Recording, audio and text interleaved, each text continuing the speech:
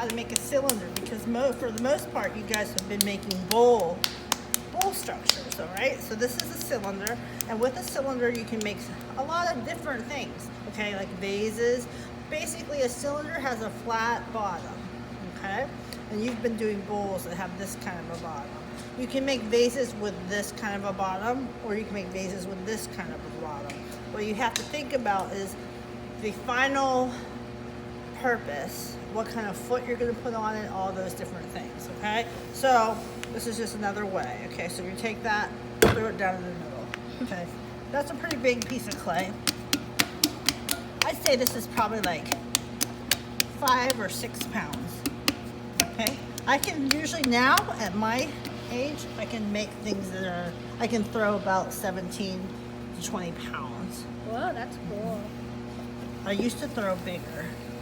Now, the thing about throwing larger pieces of clay, it's not about brute force. It's about just taking your time and nuances. I'm getting this centered. You see how I just went in from the outside, just getting a little squeeze, pulling it up, okay? The top is getting is wonky, so we're gonna adjust that too. Just start. Okay. I'm just gonna keep going until we get a nice little tube. The thing about this, when you're throwing and you're trying to get centered, you can do all this stuff, and then if you take your hands away fast, it starts to go down. Okay, it's out of center, out of whack. So you can guide it. You can even push it.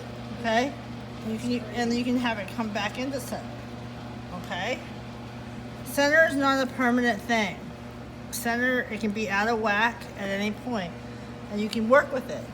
If you have something that's completely out of whack, out of center, is really difficult to work with, then you should probably start over.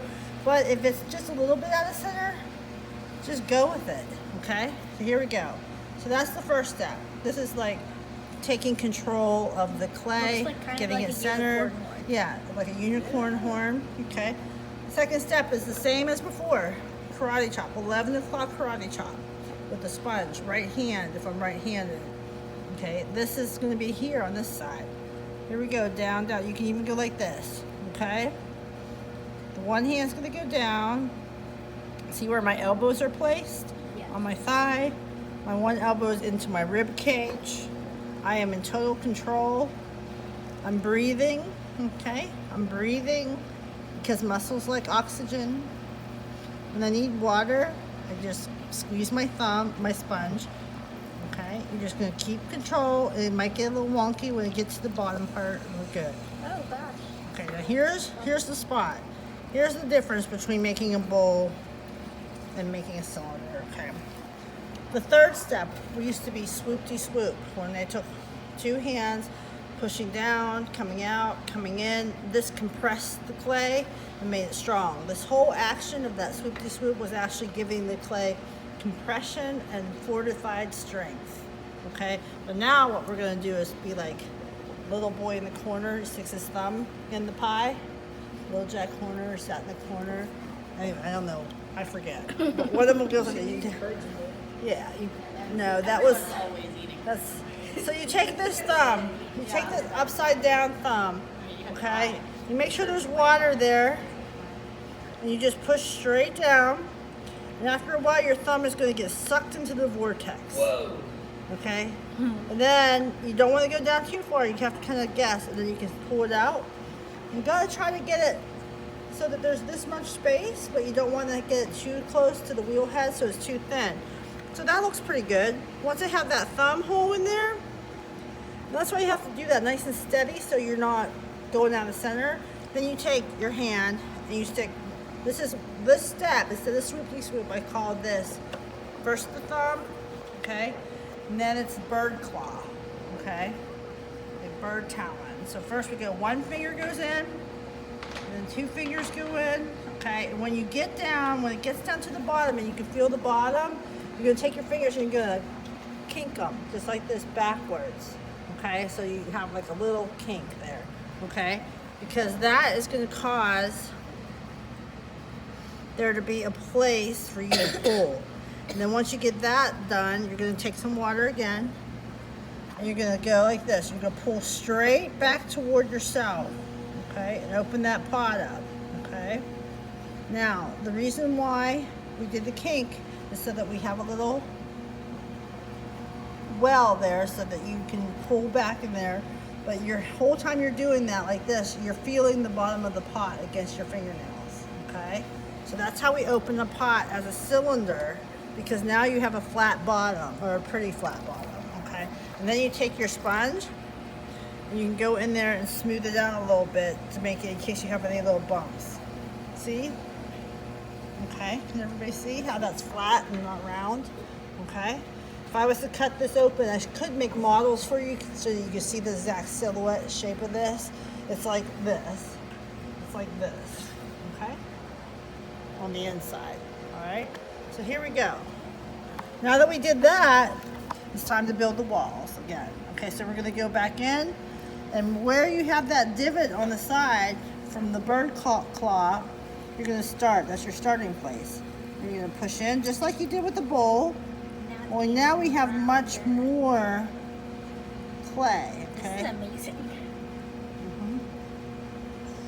And you always try to head for the center or for straight up, never out.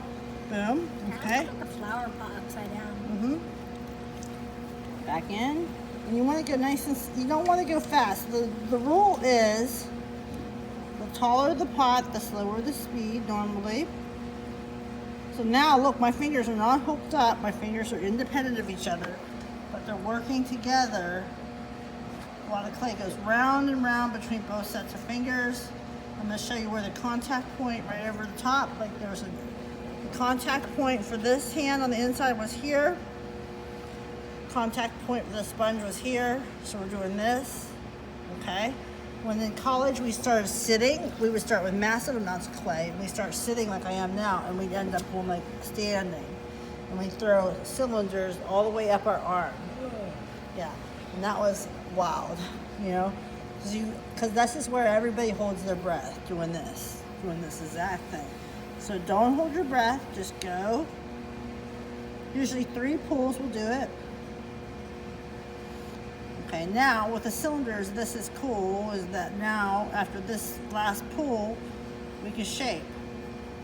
Now if you're making a whole bunch of cups, which I just did, you can take the cylinder and make it with a needle tool, go in and you can cut rings and make handles, okay? If you're doing production mode. Okay, now we're gonna go back in for the shaping part, just like bowls, shaping. Just go in with your fingers and you're gonna start pushing out like this. And then you'll see the belly come. Here comes my belly. And maybe I want this to be like a vase, bud vase. I could let this be a regular vase just like this. I'm watching the silhouette of my pot. Beautiful vase.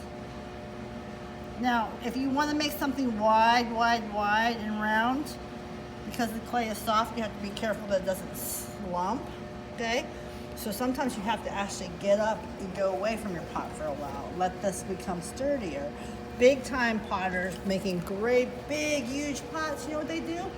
Flamethrower, you know, dry out the surface of their pot. See how I did this? I'm going in so that I can take some of that water out. I'm gonna teach you another lesson real quick. It's called choking. So remember, when you stretch a pot out, it gets thinner. The walls get thinner. When you push a pot in, the walls get thicker. So check this out. Water on my hands. If I want this to go really small, I'm choking, okay?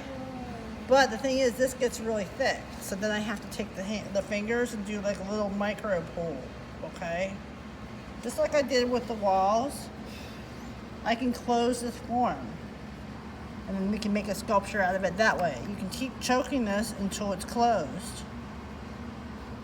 Okay? You want to be careful of your angles, because if you go too skinny or too horizontal, it will cave in on itself. It's very pretty and which shiny. is also cool. Yeah. Choke, choke, choke, choke, choke, choke. Kind of square. Yeah, choke, choke, choke. You can make musical instruments with this. You can make this into a jug. Yeah. Yeah. You can put a handle on this. Like a giant pot thing. Okay, yeah. Okay, boom. I'm gonna take my fingers and clean this edge. to make a picture. Yeah. I think I'm gonna close it. How do you level the top? Oh, I'm not leveling the top. If you want it. You mean clean the top edge? This You little want the thing. lid to be like just Perfect? left. Yeah. I Use take a a needle tool. Okay. Yeah. That's what I was just curious. And cut it, you mean, with the needle Yeah, tool? yeah. You ever seen me do that? Grab that needle tool over there, babe. Yeah. Right here, son. Check it out. This is how you trim. This becomes two things. And then Okay. it's like a ring. And then, again, I'm going to close this. But if I close this, here's the thing. Remember that thing I told you about trapped air? Yeah, it will explode if it. Yeah, so you have to make sure that you do have an opening later. Yeah, you can poke holes Uh-huh. in it or squares. Mm-hmm. And when you do puncture this later, it'll be cool because it'll make a little psh sound. After you let this get hardened for a while, it'll make a little psh sound. Check this out. Ready? I'm going to clean this up. I'm going to carve into this later and turn this into a beautiful thing. Cutting off time, all right? Top edge down. Everything's the same as making a bowl, except for the third step. No more swoop-de-swoop. Now it's thumb in the pie and bird claw. All right? So, or bird talon, whatever you want to call it. I just make up these words because that's what it reminds me of in my head. America's Got Talent. Yeah, America's Got Talent. The 1, 2, 3. Boom. Okay, now check it out. All right. Okay, this is how you do this. Around the fingers once. Boom. See that? Look. Around the fingers once. Okay. Boom. Okay. All right. Peace fingers. Nice. Come on, baby. There you go. All right, now, here's the lesson. Here's another important lesson. Obviously, when this sets up, you can't stick this straight down on your pot on the wheel without crushing it, right? So if you do want to trim this bottom and put a foot on it or get fancy on the wheel, you would throw another cylinder to let this dry at the same time that had an opening that you can take this and cradle it upside down inside. Okay? So the other cylinder that you make would have to be this wide, you know, so that this can fit in it, and then you can trim it inside of another cylinder. Okay? But this is thick, and you know what I like to do? I'm gonna carve the bottom all out. I'm gonna carve this whole thing. So I'm not gonna worry about making, when you make that other form, that's called a chuck. Okay? I'm not gonna make a chuck. Okay? Not a chop, a chuck. Okay? A chop is another thing. Okay, there we go. Perfect. Now, so if you look at that board, you'll see there's 6 steps. And it says swoopy swoop or bird claw, okay, to make the cylinder. That is the thing, okay? But it's the boy, who is that? Pulled out a plum. Who's that kid? Little Jack Horner. Is that little Jack Horner? Okay. Horner. Okay, eating his Christmas pie. Can I go in that wheel and make one of those? Sound Can I? We're gonna let, so here's the deal. We're gonna let Sophia be on this wheel.